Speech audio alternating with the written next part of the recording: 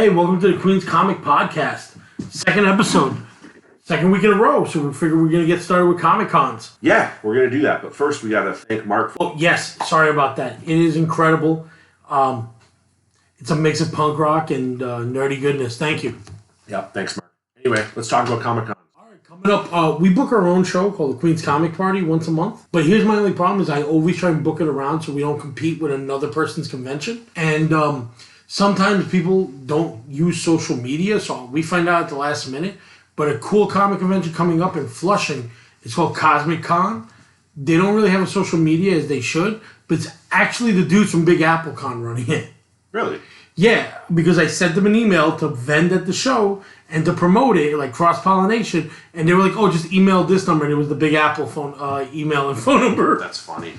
Oh, I love Big Apple Con. That is like my first big convention I've ever been to, and it's always going to be the best to me no matter what happens. I went to Big Apple Comic Con the last 2 times. Well, but have you been to any of the older ones? No, I wasn't here. Oh, so dude. I went to one in 2009, and that was my first one. Okay. Prior to that, I wasn't living in New York. Oh, fair enough. 2009 is a good year. Oh, was Roddy Piper there that year? Lorenzo Lamas was there. Oh, I wasn't there for that. I would have wanted to meet the Renegade. Yeah, Lorenzo Lamas was there. Of course, dudes from the Warriors were there because they're at all the New York conventions. It wasn't at the New Yorker hotel like the last few had been at. It was at Pennsylvania. Yes. Yeah. Yeah. That is the original location for years. Brief history about New York, about the Big Apple Comic Con. They're the longest running comic convention in New York City. To me, they'll always be the best. But for a short period of time, they were Wizard World Big Apple Con. They sold it to Wizard Magazine, and it became a chain where they took over Philadelphia Con. Mm-hmm. They took over Chicago, which now is C2E2, I guess. Yep. But it was the right call at that time because Wizard was already like a big bull in a china shop for them. I remember when that happened because I used to read Wizard every month when it came out, and I would see the ads for it and stuff. I used to see ads for the New York shows, like as a kid growing up in Niagara Falls. I couldn't get to New York City, right? And I would see the ads, and sometimes they would list like, "Oh, Jim Shooter's going to be there." And I remember Frank Miller was going to be at one of the New York shows, and then asking my mom, like, "Mom, can we go to New York in May to see Frank Miller?" And she was like, "I don't know what you're talking about, but no." The funny part is the New York section of the Wizard Magazine would always be like 3 conventions in a month, but it was so far away. Like it'd be like Ithaca, one in like a church in Upper West Side, and then another one be like Long Island somewhere. And I was like, I can't go out there. But then every other state would be so jam packed with like nice conventions. So Big Apple was a big treat for us. You know where there seemed to be a convention every week these days is Jersey. Yes. But that's because one guy runs it. Uh-huh. He runs the 3 big ones. Garfield, Millbrook, and I think one other one, Cherry Hill or Cherry Valley? Maybe. Cherry Hill, yeah. Cherry Hill. And he's such a good promoter that everybody trusts him. So they do a lot of shows, and now that there's other people who are trying to dig in on what he's doing. Mm. There's a lot of smaller shows, too, though. Like, there's one in Wayne, and there's one in Clifton. He's Wayne and Clifton. Is he? Okay. Garfield, Wayne, Clifton, I think is the same guy. Okay. But other people are competing with him, and then there's a big one, that Garden State one, which I think is awesome. Coming up in January. I think so. Yeah. They have like 3 a year. They're phenomenal. Mm-hmm. I haven't been. I know that the last time Garden State Comic Con, that was a 2-day event, I think, right? Yes, yeah. It's a good 2-day event. So the last time Garden State Comic Con came around, I think it was over the summer, if I remember correctly. I found out about this afterwards, but I believe Richard Comley, who created Captain Canuck, was there. And that's awesome. As a Canadian, I was very surprised to see that because I met him in Toronto when I was a kid, but for him to cross the border seemed kind of unusual. I don't know how. Maybe he does a lot more American appearances, and I just don't know. But I was surprised. But I found out about it after it happened, which is usually the case with things like that for me. Well, what was your best experience like out of every convention you've ever been to that you've met people? What's your funnest experience? Well, my favorite convention experience is always going to be my first one.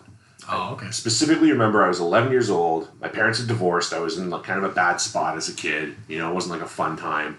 And there was a show in Toronto, so about an hour and a half away. I was 11, not getting there on my own, right? Yeah, my parents got to take me. So my dad agreed to take me, and it might have been for my birthday. And my dad's not a comic guy. He didn't want to go dig through long boxes with me or anything like that. But he knew that I really wanted to go. So he took me, and it was in the old Masonic Hall in Toronto, which is now the concert hall. and there was a balcony. So he sat up on the balcony and read his book for like 4 or 5 hours, however long we were there for, and let me do my thing. He gave me like $50 to spend, and I had like some other money that I had set aside. And the reason I wanted to go is Mike Grell was there. That's awesome. And so I got to meet Mike Grell, and he signed a Green Arrow book for me. And I remember at the time that Dave Sim was also there, and I knew who Dave Sim was, but I'd never read Cerebus, because when you're 11, you're not reading, it's a little bit above, Cerebus.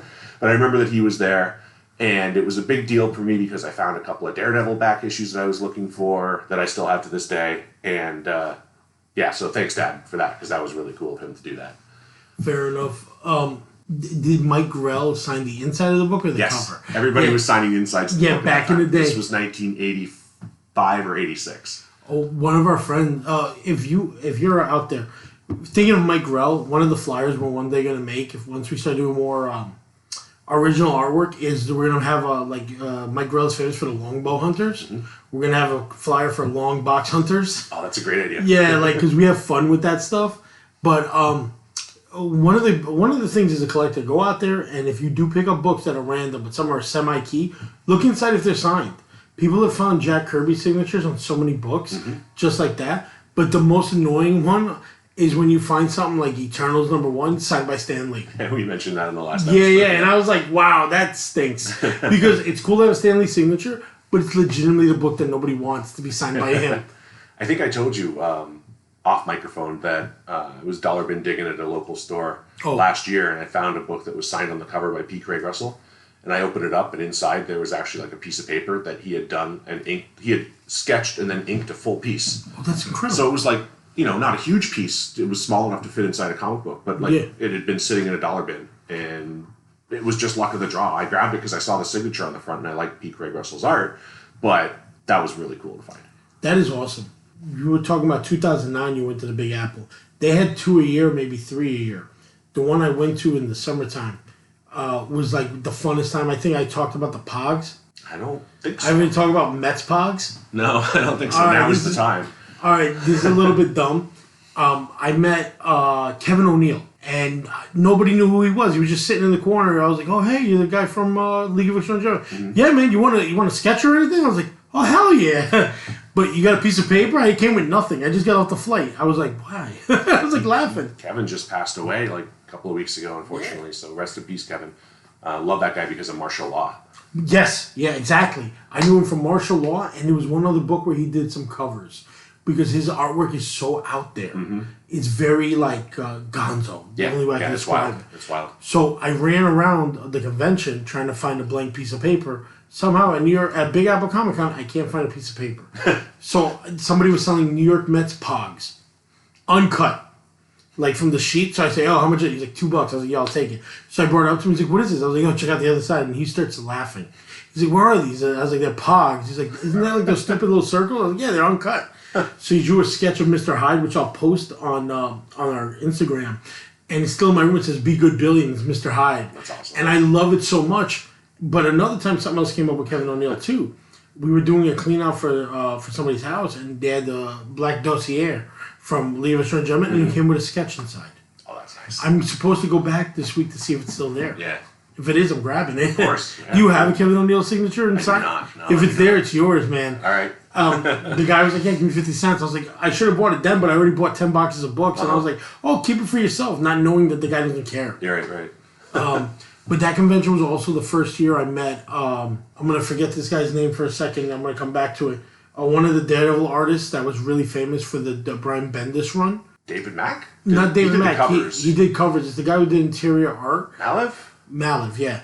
And this is the stupidest moment of my life. I gave him my original sketchbook, and I was like, "Oh, could you do a sketch?" He was like, but I was so broke back then. Like, he was like, "Oh, $75. I'll do a whole centerpiece thing, 2 pages." Not knowing how great of a deal that was. So, I should have took the trigger then and just got it done, and I feel regret it. Alex Mayleaf. And then I saw him at New York Comic Con, and I started joking with him. He's like, "Oh, yeah, I started doing sketches years ago, man." Mm-hmm. He goes, "Because I overdo it." But he signed all my books for free. He's like, "They pay me a lot to show up." I was like, "That's credible." Yeah. He signed all my books. He's a sweet dude. He was there with his kids. You could tell he was happy. You know what I mean? Well, back in the day, before CGC came along, nobody charged for autographs. No. Not the comic artists, not the writers. I mean, the celebrity guests might, but I mean, Jim Steranko charges like $60 now. I got Jim Steranko's, he signed stuff for me for free years ago. Well, here's the thing with Jim Steranko. He's very Gene Simmons-like nowadays. Yeah, I know. Who's like, I'm giving you 15 minutes of your time. And you're like, oh, crud. Yep. But the problem is sometimes you're tired after 10 minutes. Sure. You just want to be done and leave. Uh-huh. But he wants to keep talking about life. And I have a tattoo of Mr. Miracle on my leg. And when Jack Kirby created him, he created him in honor of Jim Steranko. Because Jim Steranko's a magician. Right. So I tried to show it to him, and it's weird dropping your pants to show an old man your tattoos. Yeah, I'm not going to argue that. Yeah. Especially at Big Apple Con. How did he react to that? Oh, whoa, kid. Like, he was like, watch the hair. But I do love that guy. People get mad at him for Twitter and all that stuff, but I forget he's an old man. You know what? Even if he's not, I can separate the art from the artist. I don't have to agree with his politics, so we won't get into it here. I don't think we need to. Never. But, I mean, he's definitely in my top 5 artists of all time. Yeah, so yeah, totally. No denying the guy's influence or talent. Well, it's also his storytelling when he tells a story of how something got to from one point A to point B. Like when he tells a story of when he did that issue that you have to keep turning it to tell the story of Nick Fury, and they want to pay him. It's a great, funny story of how he got paid. Yeah, he was he is like 5'3", and he is the inspiration for Joe Pesci because he was not getting paid that day. But yeah, like I said, like everything that happened in the last few years, you just ignore people online. That's why Twitter's a cesspool. it's a cesspool, but it's a good marketing tool. Yes. So. Did you ever meet a big celebrity at a comic convention that you loved? I've met some bigger celebrities at like horror film conventions. I love those. Yeah, hey, tell me about those. Okay, so one of the weirdest things that ever happened, I was in Chicago with some friends for a horror convention there, and we wound up getting invited to a room party Nice. at Ken Fore's suite. Ken Fore from Dawn of the Dead.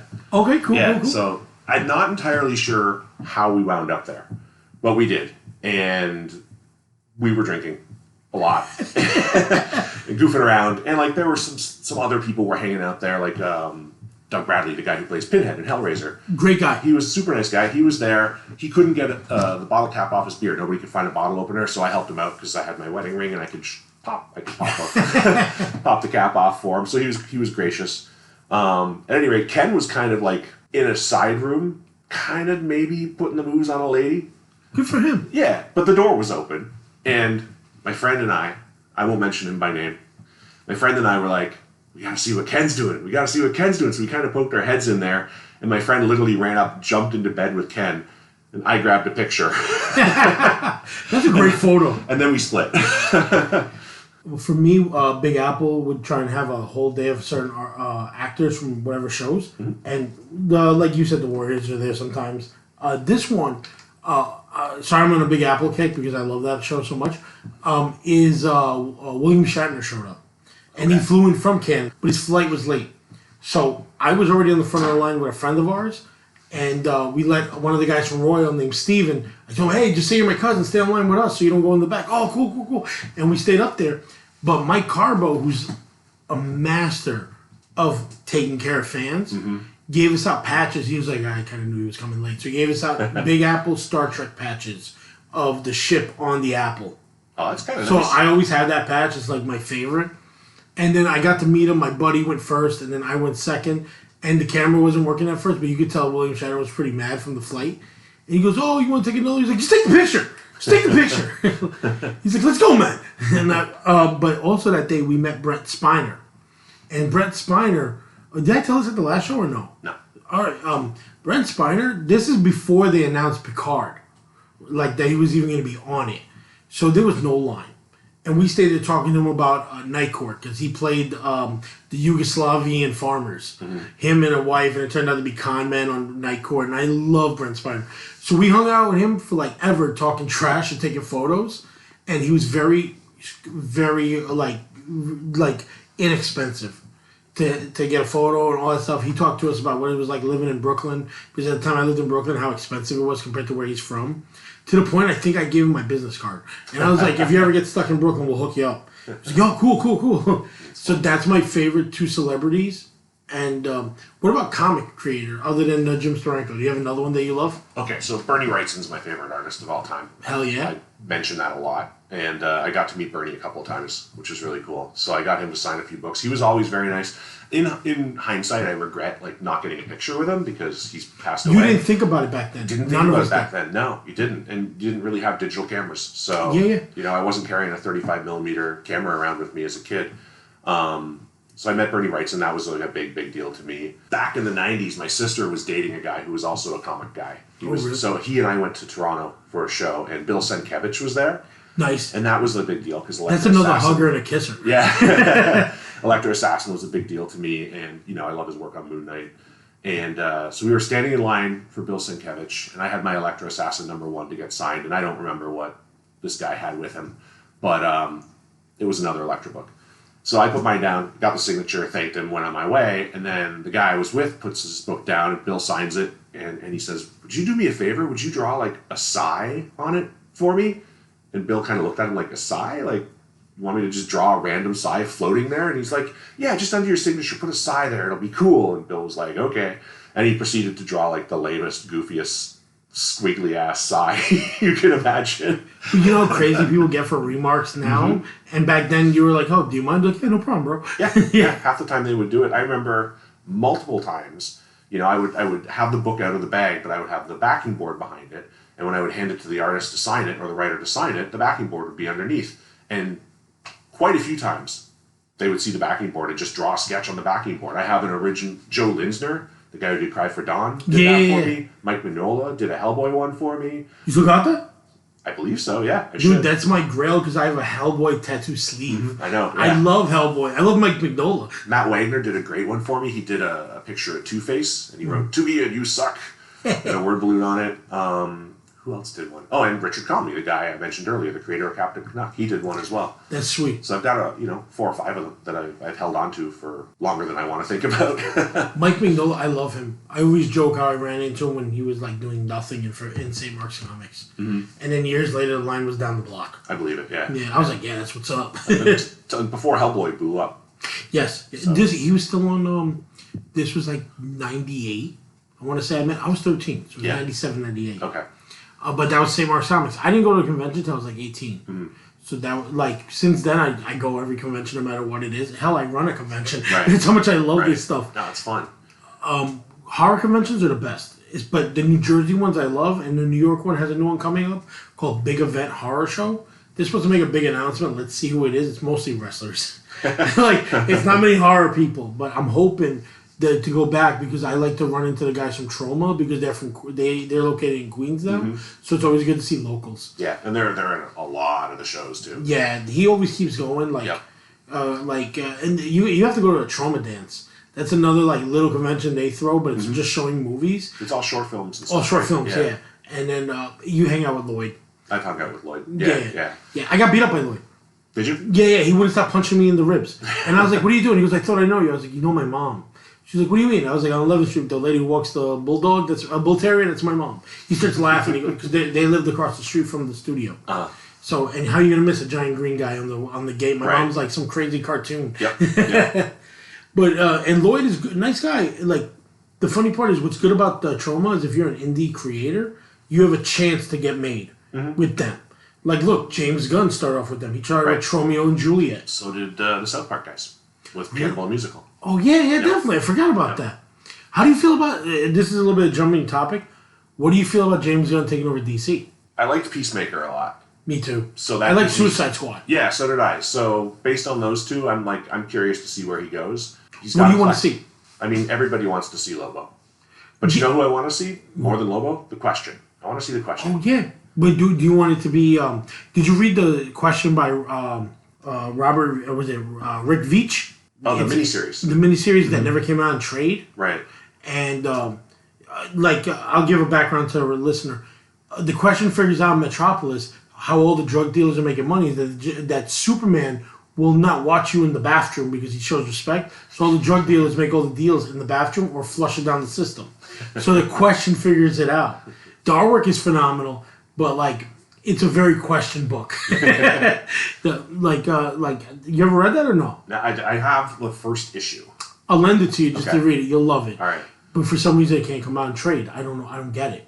I really don't get it. I mean, DC owns the rights to the characters. You wouldn't think there would be a problem there, but who knows? Do you have his first appearance yet? Yeah.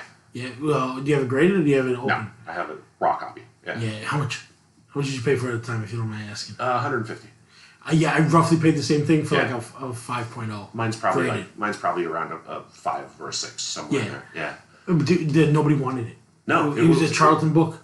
I love the Charlton stuff. Me too. So. Me too. Whenever you find something, I got it at Everyone Comics in Long Island City had it on the wall. The first Captain Atom. Oh wow. And I was like, oh, let me take that. Yeah. Like I was like, I why not? Because all the Charlton later on became the Watchmen books. Mm-hmm. For anybody who doesn't know, Watchmen is really all the characters reimagined, as similar but different. So you get Peacemaker, Silk Spectre. You get help me out here a little Captain bit. Atom. Captain Atom. Who's Ozymandias? Not sure on that one. Yeah, Blue Beetle is not Owl. Yep. My favorite will always be Silk Spectre. I can't afford her statue for my life. Rorschach is the Question. And in their world, because he was like, this is before they he's the creator of Destroying Heroes, the Watchmen. And Peacemaker is the comedian, obviously. Mm-hmm. And it's such a good run. Yeah, who was the Ozymandias? It's going to haunt me. I guess in the comments you guys can totally destroy me for not knowing this. Because we kind of went in this blind, but we always have fun doing it like this. Mm-hmm. Unscripted. Unscripted. No notes. No notes. Well, then let me jump back to James Gunn, because I was telling everybody I'm getting trauma from all this, people getting mad at him, all this stuff. If he's redoing a Superman movie as Superboy, if I see the Legion of Superheroes, he's a god. He is a comic book god, because I've been waiting for somebody to write any story that has something that's not Lex Luthor. If it's Lex Luthor, we're burning this place down. I'm tired of Lex Luthor. Superman needs to fight Brainiac or Parasite or anything, but not Lex Luthor, because it's very boring. It's been done. It's been done 4 times over, from the 70s till now. Yep. So Legion of Superheroes, if I see that in there, if I see Element Lad or Matter Eating Lad or I guess Stargirl, because they redid it now, is Jeff Johns' sister who passed away is the new Stargirl. Okay. But in Legion of Superheroes, any of the characters they have in there, I'd be so happy. I'd be so happy. Give me something corny. I mean, I'd watch a Legion of Superheroes movie. Of but I'm course. not going to hold my breath for one. Well, you know what it is gave me hope is that Polka Dot Man was so much fun. Mm-hmm. And he was so bad. He was such a Legion of Substitute Losers. Right. That I have to see that. And then Bloodsport was such a good reimagination. Yeah, Bloodsport was well done, I thought. Mm-hmm. King Shark was fun. You could take these characters and you could do what you want. They supposedly told him you could do whatever you want. And they gave him a list of people you can kill. And he's like, that list was long.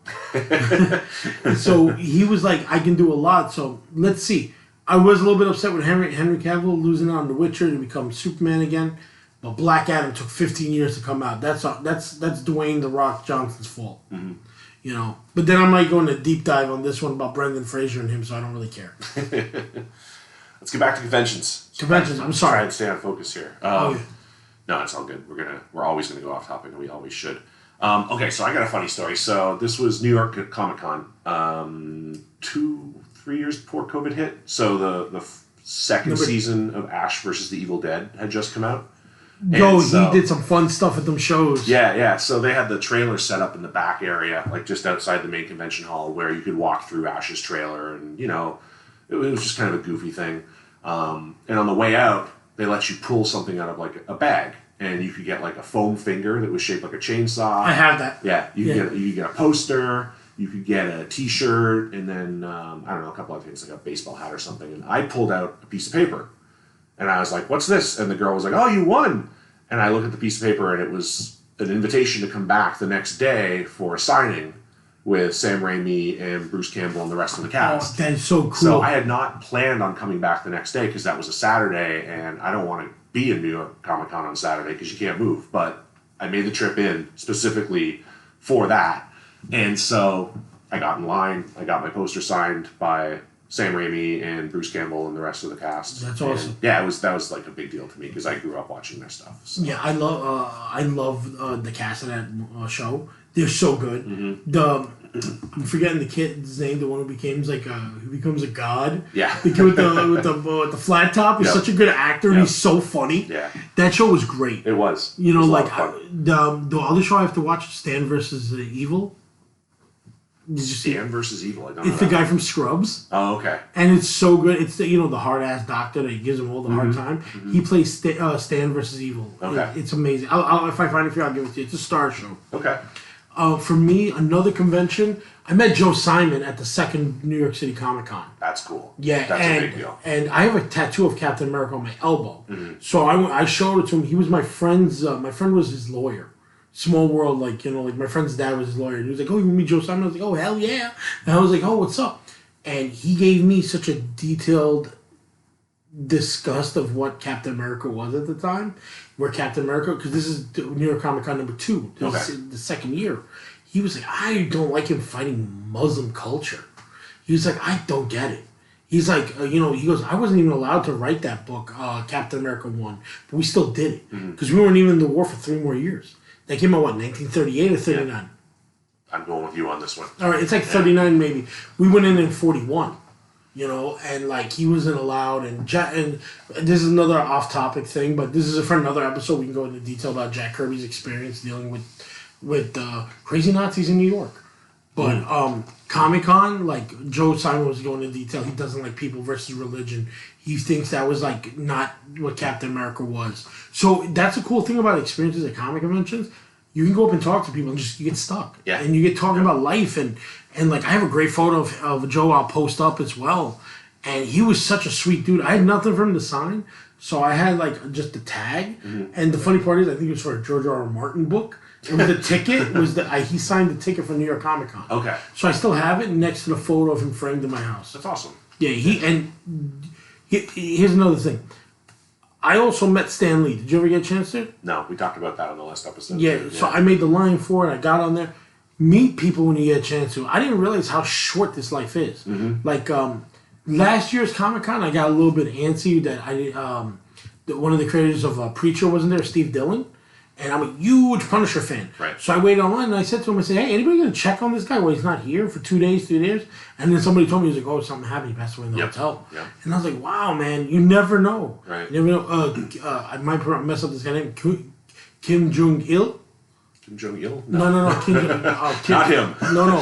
One of the creators who did Batman. I know what you're talking about. There was a Korean artist who passed away earlier this year. But it's like G-U-N-G. Yeah. That's why I'm messing it up in Right. IL. Because I was looking at his toy statue and he did a robotics Batman. And I thought it was so nice.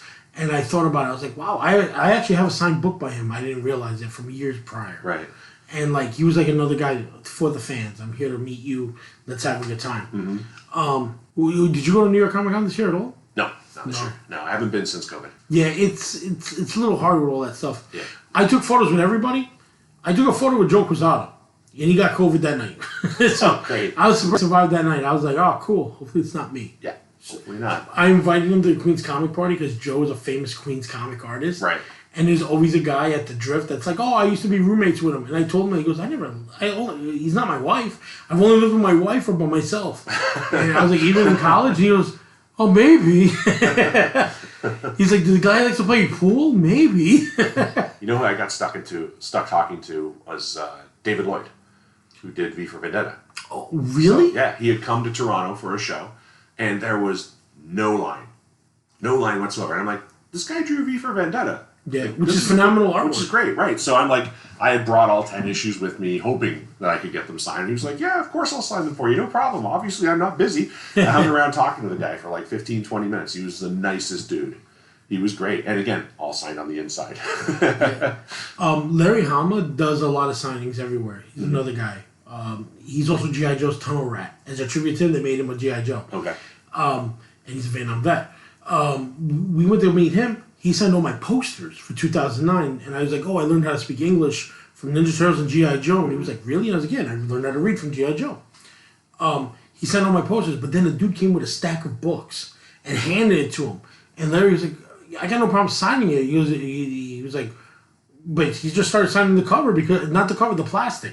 Because the guy wouldn't take it out. I was like, "Oh, no. He's like, "What do you want me to do? You got to take them out first, bro." Yeah. But the guy was like, "Oh, no, you got to take out each one and sign." He's like, "You got to do the work part." Right. No, that's only fair. And especially if it's a stack of maybe 70 books. Well, and if, the tape gets stuck on the book while you're pulling it out or something, all of a sudden it's Larry's fault. Yeah. Do you go to any of the local signings for people?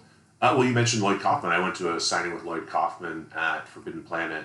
Oh, for the big novel, right? The big green novel? It was for the Blu-ray release of Return to Class of Nukem High, the second part. Oh. Yeah, so this was a few years ago. So I went there for that. And I went to a signing at Forbidden Planet that horror director Todd Sheets did. And I went to another signing at Forbidden Planet for the guy who directed Black Devil Doll from Hell, Chester Turner. Oh, yeah, we were talking about, we got stuck talking about, he didn't do 555, right? No.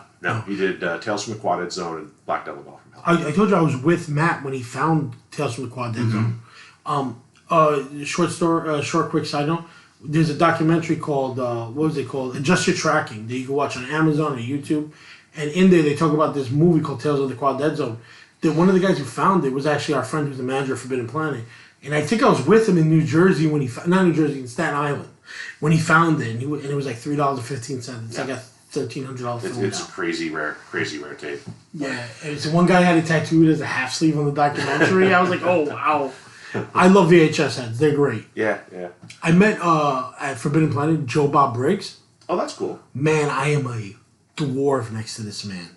He is like 6'12". Mm-hmm. He is a big fella and another hugger and a kisser. Yeah. He was great. He signed his 7-inch that came out. That was the guy who played the music for the show for the last drive-in. Okay. They made a 7-inch, so they both signed it. And I was like, yo, can you make it to Billy Bombs? He's like, you're like the first person to do it. And it's always like that with these guys. They're like, nobody ever access to them. I was like, I'm not giving it up. Right.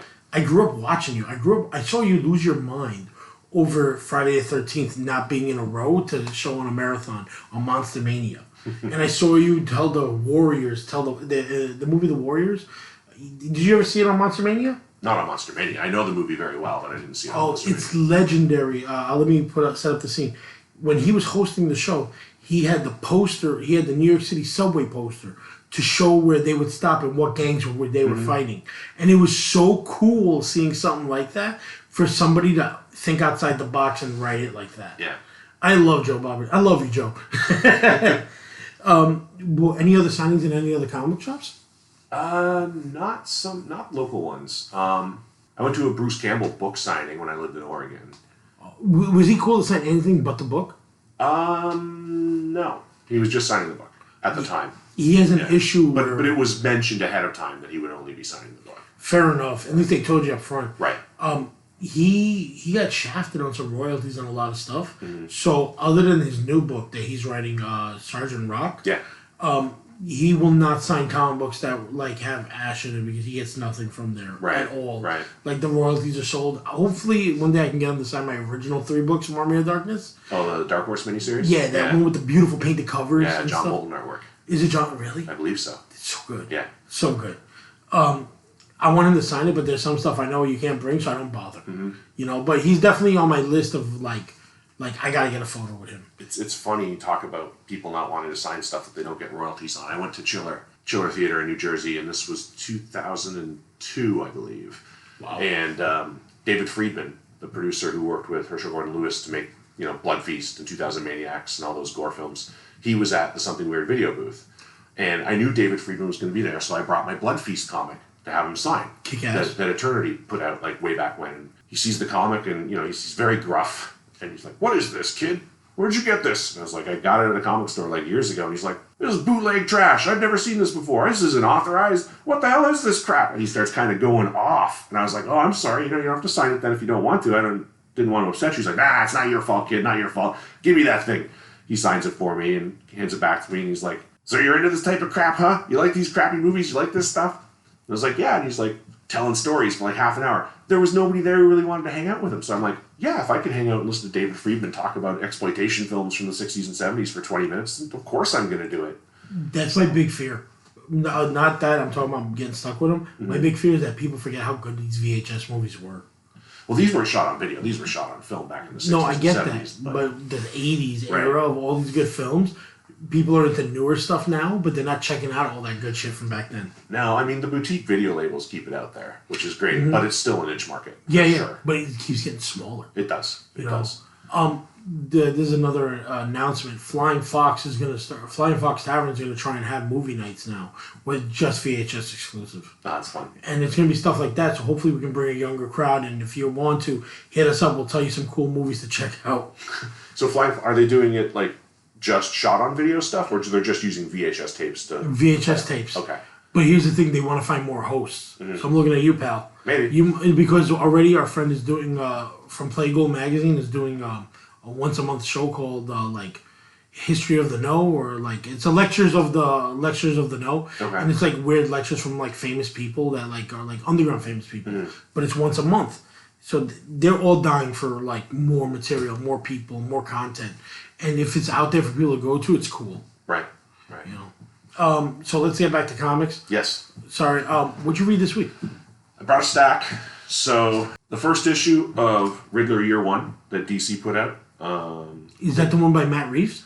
No, it's the one. Well, Matt Reeves didn't work on it. Paul Dano, the guy who played the Riddler. I knew there was somebody from the film. Yeah, so he wrote it. Steven Subic, I think I'm pronouncing that right, did the art. I picked up the Jim Lee cover just because it's a cool cover. Let me take a look. It's a neat book. That is beautiful. It goes into the origins of the Joker, or I'm sorry, the Riddler, as you'd expect it would, given that it's titled Riddler Year One. It kind of positions him as maybe being on the spectrum.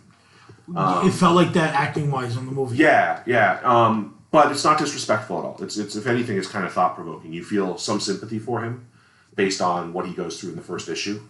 He's taken advantage of his workplace, and it just kind of goes from there. That's kind of really what they build up in the first issue. I'm curious to see where it goes in the next few issues, because the first one is pretty strong.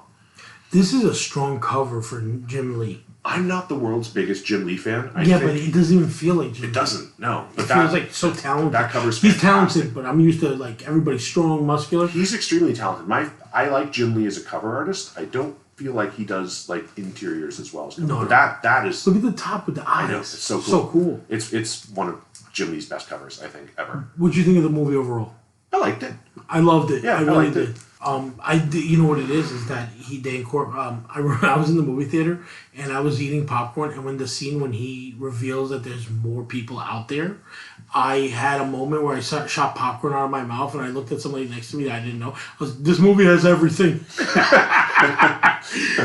What's the next book you got? I picked up the first issue of the new Marvel Damage Control series. Very nice. It was very nice. It was in the dollar bin at Midtown, so I was like, I'll give it a shot. It's by the guy who wrote The Goldbergs. I don't know if you watched that TV show. That's a good show. So obviously it's comedic. I mean, the original Damage Control series was pretty comedic too. Like Dwayne McDuffie. Yeah. And this one follows a guy who gets like an internship job at Damage Control, and he's showing around the office. That's and brilliant. He has to go up to the 13th floor, but the 13th floor is like Reed Richards has kind of like made the 13th floor for them, and it's like a limitless space. That's the Beyond part of Bed Bath & Beyond? Yeah, basically, yeah. And so he's got to deliver the mail on time or it'll all hit the fan, and it just kind of goes from there. This is a great idea to have an intern's point of view for a show. I like that. Well, what's the next one up there?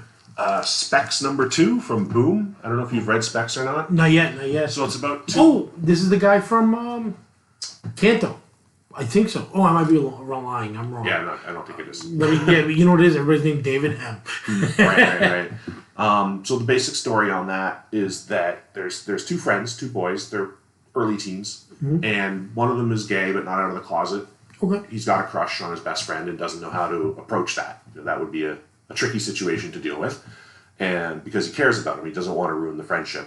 And so they wind up getting a pair of glasses that allow them to make wishes come true. That's awesome. And so they get rid of the bully. Oh, wow. They wish he would go away. And then he disappears, and in the second issue, they're kind of dealing with what happens when this guy disappears. So all that in the first issue, and then the second issue? That's the first two issues, yeah. Oh. So the first issue is where they make the bully disappear, and the second issue is kind of dealing with, like, what happens. Like, this guy's gone missing. The bully's gone missing, and so, the authorities get involved, and the parents get involved, and so it's interesting. Like, it's not a superhero book. It's not really even a horror book. It's almost like a teen drama with, like, a weird supernatural element through the glasses. That's cool. It's cool. It's well written. I like the art. It's good stuff. It is the guy from Kanto. Is it? I double-checked. Yeah, Okay. I was like... And I just looked to my right and it would have been there. Yeah. Yeah, because he just sent me a signed book. Oh, nice. So a big one that came out this week is A Vicious Circle, which is Matson Tomlin wrote it and Lee Bermejo did the artwork. I don't know if you like Bermejo's artwork at all. I have him tattooed on my leg. Do you? Okay. Yeah. And, I don't need to sell you on his stuff. Yeah. Oh, but Boom did this. I thought it was a Black Label when you told me about it. Because of the size. The size. No, it's not. So it's not DC. It's Boom again. Boom had a good week. But did they? Boom is great. Yeah. Boom and Aftershock are trying to put out as much as they can out there, and I love it. There needs to be another choice.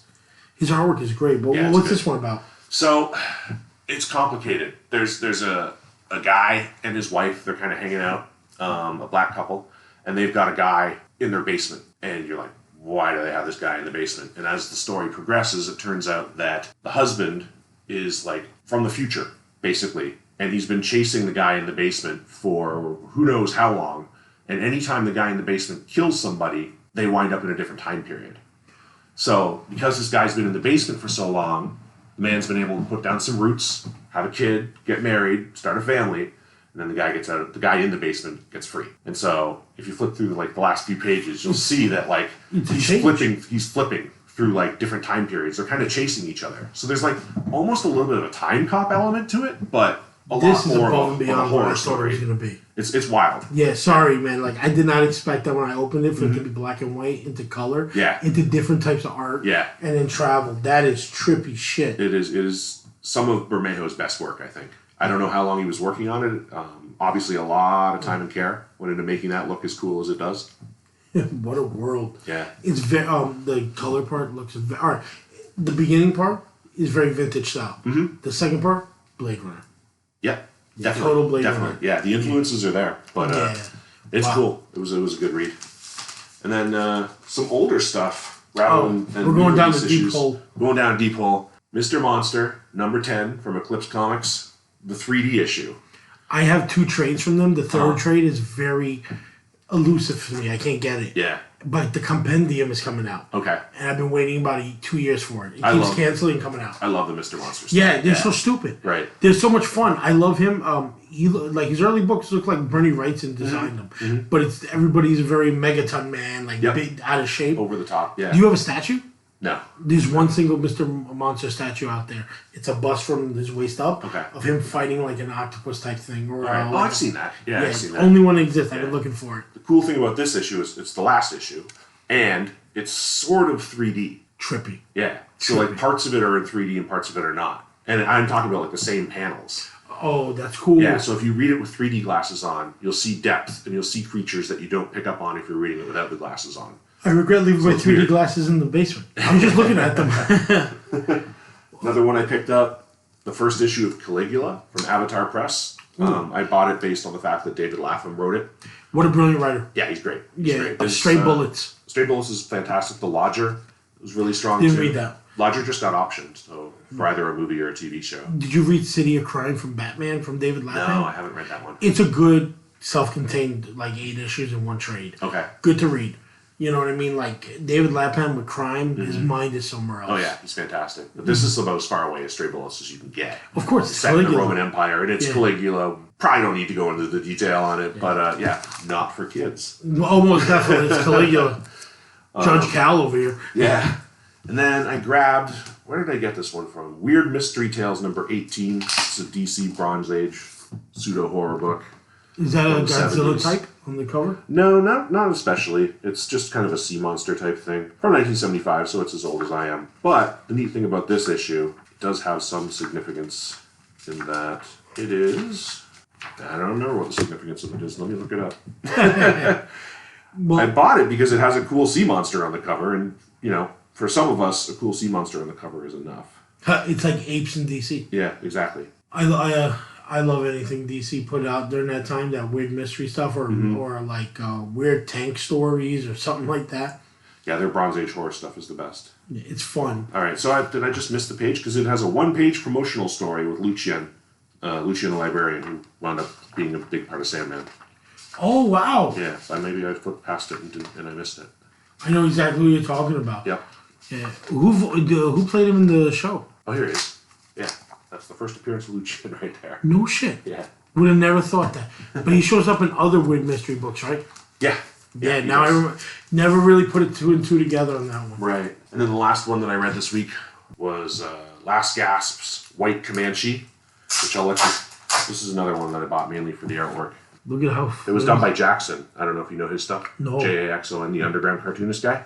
Oh, I do have some. I think I have a book, his first book ever. It's a really odd one where it's a duck driving a spaceship. The artwork is insane. Yeah, the artwork is insane, exactly. And it's the true story of Cynthia Ann Parker and her 25-year captivity among the Comanche Indians. It's from 1977, and it's based on, it seems to be based on historical fact. And if you like Jackson's art, like, I'll let you flip through that. Yeah. It's super hyper detailed. Just but is he American? Jackson? Yeah. Yeah. And just hyper detailed line work, beautifully inked. And, wow. That's the type of thing that really shines in black and white. That doesn't need color, in my opinion. It's Bernie Wrightson, Richard Corbin. A couple of these artists are phenomenal with faces, but it's better in black and white. Mm-hmm. That's why I was like, the American. I thought it was a British artist because they do so well with this. Right. Yeah. No, Jackson was American. I love the smell of books. I know, but it's cool stuff. I like Jackson's stuff that he did for Last Gasp. A lot of the like Slow Death, and the Last Gasp title itself. He was involved with a lot of those. Just so you laugh a little bit, I love some of the titles for these books. Like this, like White Comanche is like a pretty cool name. But a lot of these old books, like me and we're doing a deep dive trying to learn more about Golden Age horror. And one of them that keeps being brought up by like psychiatrists and therapists is a book called Desperado. And every time they have to read it, it's like in the third issue of Desperado. You can't just say Desperado. Yeah, say it 3 times. Yeah, and it makes you laugh so hard, but you realize how cool it is when you see a cool name and a good well-drawn cover. Yeah, and the trade dress. Like the trade dress on this. Yeah, man, so look cool. How nice it is. It's hard to describe it on a microphone, but white is in a white font with like this kind of black hatching underneath, and then like a bold yellow drop shadow underneath, and then Comanche is in like blood red underneath it in the same font. And to hear me talk about it probably isn't that interesting, but look it up on Google. It's a fantastic cover. No, check it out on our Instagram. We're gonna post all the covers that we've talked about today. Yeah, we got to do more of that. Yeah, more social media. We want to get more people involved. So me personally, comic book wise, I picked up more trades. I picked up Shock Suspense Volume 2. Very happy that they're finally coming out with soft cover versions of these big ass EC books. Yeah, they're too pricey. I want them all. I just can't afford them all. I'll tell you also what all the stuff I bought on auction, but the other trade I got was the Executioner's Song from X-Men from Epic Collections. Okay. But it's all Jim Lee artwork, and it's all like, it's Jim Lee artwork, everybody's like jacked to the gills. Yeah. The veins got veins. We were just talking about him a few minutes ago. See, I've always liked his cover work. I think he does great covers, and he does a great job of putting people into like very dramatic poses. Yeah. But as much as I like his stuff and appreciate this stuff, I'm probably going to take some shit for this, but I don't feel that he conveys movement all that well. No, 100%. I don't like his Batman. I do like his Batman. It looks cool and stoic, but I don't see movement. Right. You know what I mean? But I feel that, like, not just with his Batman, but with his X-Men, Batman 1989, with the straight neck, you're like, what the hell's going on? Yeah, but his X-Men work, I feel, is like that, too. Like, and I grew up reading that, and I was so into it when it first came out. But the older you get, the better the artwork is out there. Yeah. Oh, I got, like, rickety knees. I picked up Jeff Johns' Justice Society, where it's called What Happened After the Justice Society. And I'm not going to lie to you, it's just anything that he does with minor characters, which JSA is, it's always good. I didn't get a chance to read it yet, but it's next up on my list. The other one I picked up is Ice Cream Man, issue 33. I got it because of the artwork of the cover. Oh, that's cool. Who did that? Yeah, it's an artist who only does like these random covers. Like he does a lot of incorporation. I have to look him up. That's how much I'm off. Jason Limon. Okay, I don't know him. Yeah, he's a fantastic artist. And then this is a book. Yeah, go for it. And another book I just picked up. I picked up 2 more on this list. Is Wildstorm 1. I'm a huge Wildstorm fan. Okay, so I didn't pick it up, but have you read it yet? Not yet. I heard it's corny as hell, but I had to pick it up because it's I got the Authority cover. I'm a huge Authority fan from I love what Warren Ellis has done with the character and was it Brian Hitch? Yeah. It's so good, but then when Mark Millar took over with Frank Quitely, it was so much better. See, I dropped it before that happened. Oh, you gotta read it. It's on the wall if you want. Yeah. No, I mean, just for Frank Quitely's art alone, I would check it out. One of my favorite things to find, if anybody out there ever sees it, grab it for yourself. Frank Quitely's version of The Endless, of Sandman Universe. His poster, it goes for like $100 now, but I'm sure you'll find it in a local comic shop for $5. Okay. You'll always find it. Just go out and grab it. And then, but in this book has stories of like Grifter on the New York City subway, other characters like I think they brought back Empire in this one or something similar. So it's an anthology. It's an anthology book. Okay. It's really thick. It's like a $10 book, $8 book, but it's like a reintroduction of the story of Wildstorm. Didn't they just bring back Wildcats? Yeah, this is it. This is the same book. Okay. It's all it was 10 different covers of 10 different Wildstorm characters. But I thought there was a new Wildcats ongoing. It probably starts this week. This was the one that's from last week. All right. And the last book I picked up is like an ongoing I pick up is Wonder Woman, 794 by Becky Cloonan and Michael Conrad. I grew up with Becky, so I always try and pick up her books, and I love her writing style. Okay. You know, she's famous for Demo and American Virgin. All right. And also, she's the first woman to write a major Batman series, Detective Comics, I think it was. Before that was, if any woman wrote Batman, it was mostly Batman and the Outsiders or Justice League, but none of the mainstream stories. Right. It's good. It's good. I pick up the books, but I'm a trade guy, so I try and aim for those mostly. I got an early Christmas gift from my friend Dan. He gave me and I haven't had a chance to dig into it yet, but he gave me, I see it behind you, the Black Hole trade. Oh, yeah. Yeah. So, what a good trade to find, and the artwork is so dope. I love Charles Burns' art. Yes. Yeah. And I have the first issue, and then I have like a couple of other random issues, but I've never read it from start to finish. So I'm looking forward to really digging into that. If you ever see Better Read Than Dead, the bookstore, they always have single issues. 8-Ball or that. 8-Ball is always up there, but where's that store? It's a chain. It's in the back of every hipster coffee shop. Oh, I got my first time I ever got myself a single issue of American Splendor, which is one of my favorite stories ever. Like the guy's nuts. I have a good story of him at a con.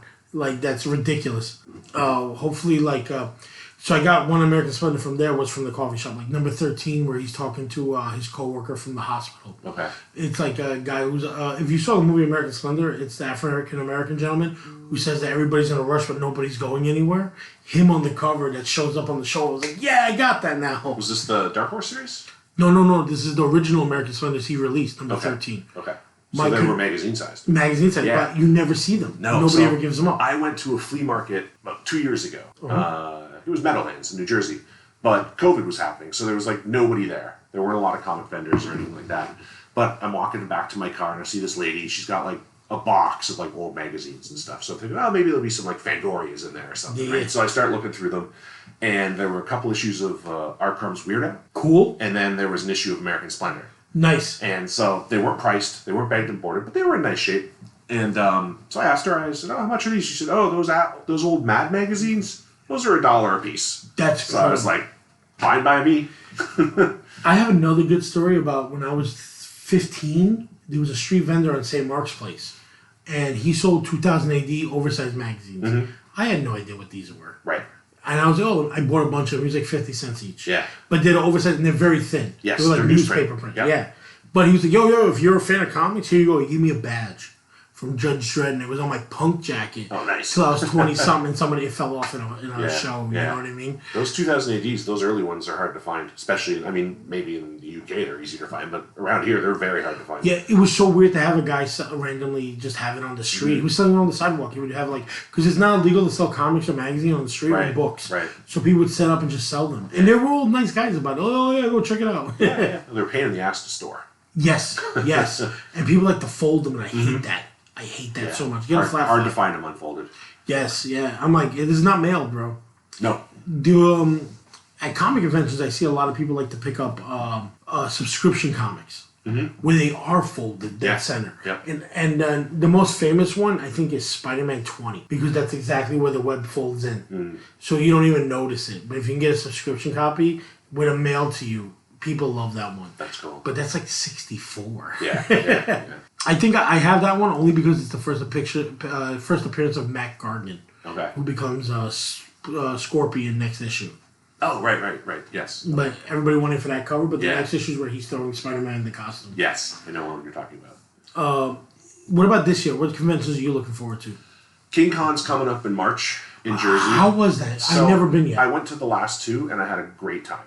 Great time. It's they promote it as by the community for the community, and that's pretty accurate. It's I don't know if they're changing the admission, but it's always been $5 to get in, so they keep it cheap, and it's just comics. There's no toys. You're not going to go there for Funko Pops. You're not going to go there for Pokemon cards. You go there for comic books and only comic books. It's once a year. This is King Kong 4, right? This is the 4th one coming up. Yeah, they're going to start. They're doing it twice a year now, in the spring and in the fall. Great. And it's one of those deals where it's like a friend of mine, Anthony, Streetside Anthony, shout out. He was set up there as a vendor, so I got there early to help him set up and help him with his table and everything. Took me half an hour to get there from Queens, so not bad at all. No traffic, but I left at like 6:30 in the morning. Of course. To get home, 3 hours. Well, yeah, because I think you're leaving after the football game. There might have been a football game on. I don't remember. Because the last one, it was was it Saturday, Sunday, or Sunday? It was Saturday. Yeah, it was college football. Yeah, could have been. You got caught up with that. Right. I think for the springtime, you might be okay, but you never know. We'll find out. Because I'm going to go. It's 2 days this time. I don't know if I'm going to go for both days or not, but... I'll go check it out because I love those King Kong guys. There's some funny stuff I know about some of the guys who set up there, but I'm not going to talk about it on the show because I like them more than anybody. But I understand it's hard to get good books. Yeah. It's hard to get wall books. Yeah. And the thing is, though, like our show is monthly, Queen's Comic Party, but my goal is to get more younger people to know about it and come once a month. King Kong is more like, you're going to get some great shit. Like, I see the stuff they post. I know you're going to get good stuff. It's good vendors. It is. Yeah. You got that YouTube guy, was it Very Gary's one of them? Yeah, so he's kind of like the biggest of the vendors But there. isn't he the founder of that whole group? I don't know who the founder is because one of them is the one who sets it up from the beginning. So it's like a lot of Bronx and North and Connecticut guys. Yeah, Gary's upstate. No, but like I always thought he was from Connecticut this whole time. No, he's upstate somewhere. So it's all that northern New York guys, so that's cool. Yeah. But I can't wait to see it because I love the posters. A few YouTubers there, like Gary's there, and Bronzeville Comics is there, and Erod is there. And Erod's a really good presser. Yeah, and he's a nice guy too. Yeah. And he's always got good books. And Anthony's not a YouTuber, but he knows all those guys. And then the Pressable Defects guys are usually there too. And the 3 Men in a Basement guys are there. Yeah, that's a good show, I heard. Yeah, it's fun. So there is very much like a community element to it. It's not just, everybody's buying and selling comics, but it's very friendly. Like, they're definitely a step up from us from a quality of books because they bring so much more of like, we're trying to bring younger people in. They already know their audience. Right. So they know what to bring. And I give them it's credit to do it's that. for the hardcore collectors. Yeah, definitely.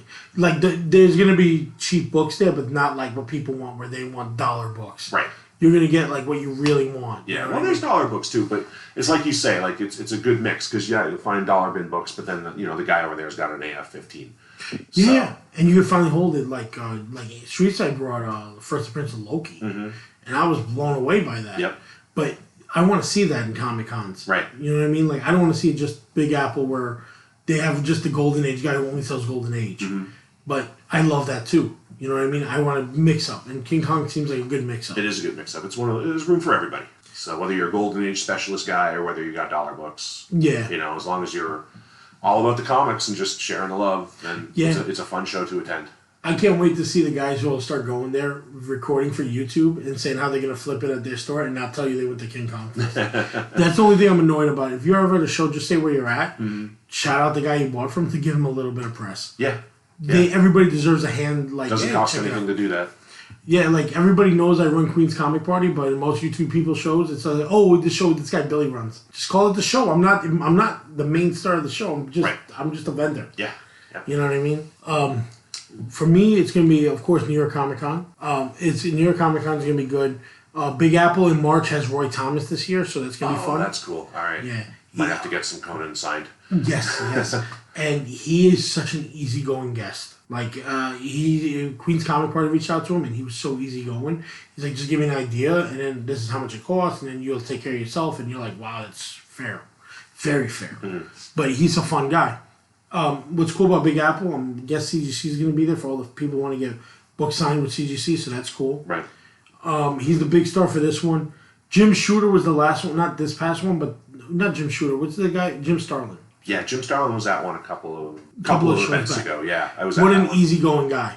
So the funny thing is, I went there because I've got a set of Batman the Cult signed by Wrightson. Oh, and nice. I was like, I would like to get Starlin to sign them as well. Of course. And so I brought them down there, intending to get Starlin to sign them.